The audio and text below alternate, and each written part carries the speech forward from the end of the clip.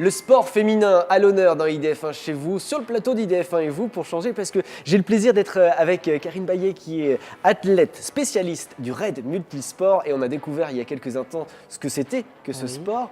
Alors, une femme avec des hommes, mais vous avez un parcours un tout petit peu différent puisque vous êtes devenue capitaine.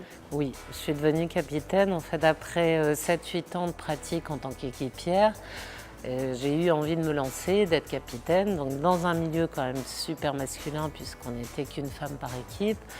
Des disciplines assez extrêmes où voilà, la présence des hommes est vraiment très importante. Et j'ai eu envie de me lancer. Alors c'est vrai que j'étais reconnue dans le milieu, que j'avais montré sur le terrain que j'étais capable de mener une équipe.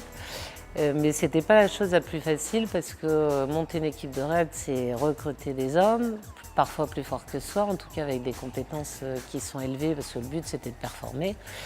Et puis d'aller chercher des sponsors et tout ce qu'il faut pour monter une équipe. Alors le raid, on n'est pas professionnel, mais on s'entraîne 25-30 heures par semaine, donc c'est une activité où on est quasi pro, même si on doit travailler pour vivre à côté. Et donc je me suis lancée dans cette aventure et il y a des équipiers qui m'ont suivie. On a eu au premier championnat du monde des raids en 2004 un déboire qui m'a fait apprendre sur l'écoute entre équipiers parce que j'étais plutôt fonceuse et en fait on a été victime d'une hypoglycémie dans une rivière qui était assez dangereuse. Et on s'est rendu compte qu'on était tellement focalisés dans la course que finalement on n'avait pas assez regardé nos équipiers. Ça a été une première expérience et on a pu concrétiser au fur et à mesure des années, de connaître les forces et faiblesses de chacun, de devenir 2 fois vice-champion du monde en 2006 au Québec et en 2007 en Écosse.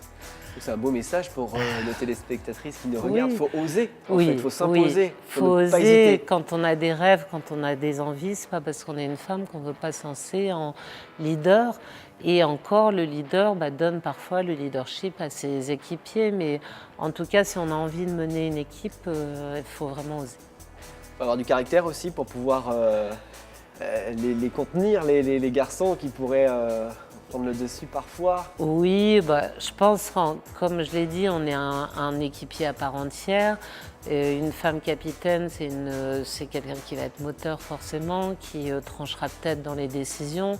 Mais je suis assez pour un mode participatif de chacun et que chacun puisse trouver sa place dans l'équipe. Merci beaucoup. Le raid et puis surtout le sport féminin à l'honneur dans IDF1 chez vous. Aujourd'hui, nous allons continuer à découvrir ce sport peut-être pas très connu encore parce qu'on ne le voit pas souvent à la télévision, mais on en reparle et on va le découvrir dans quelques instants. À tout de suite.